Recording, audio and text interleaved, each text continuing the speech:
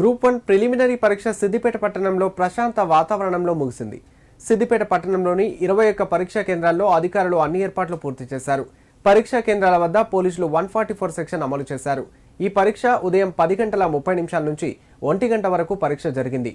నిమిషం నిబంధన అమల్లో ఉండడంతో సిద్దిపేట డిగ్రీ కళాశాల పరీక్ష సెంటర్లోకి 10 మంది అభ్యర్థులు నిమిషం ఆలస్యంగా రావడంతో అధికారులు అనుమతించలేదు. దీంతో అభ్యర్థులు వెనుదిరిగి వెళ్లిపోయారు. యాదగిరిగుట్టకు భక్తులు పోటెత్తారు. ఆదివారం సెలవు దినం కావడంతో పెద్ద సంఖ్యలో తరలివచ్చి లక్ష్మీ నరసింహస్వామిని దర్శించుకున్నారు. భక్తజనంతో ఆలయ మాడవీధులు, క్యూలైన్లు, ప్రసాద విక్రయశాలలు కిక్కిరిసిపోయాయి. లక్ష్మీ నరసింహస్వామి సన్నిధిలో భక్తుల కోలాహలం నెలకొన్నది. తెల్లవారుజామునే ఆలయాన్ని తెరిచిన అర్చకులు సుప్రభాతంతో స్వామివారిని మేల్కొల్పారు. అనంతరం తిరువారాధన జరిపి ఉదయం ఆరగింపు చేపట్టారు. స్వయంభూ ప్రధానాలయంలో స్వామి అమ్మవార్లకు నిజాభిషేకం జరిపారు. నిజరూప దర్శనంలో స్వయంభూ నారసింహస్వామి భక్తులకు దర్శనమిచ్చారు.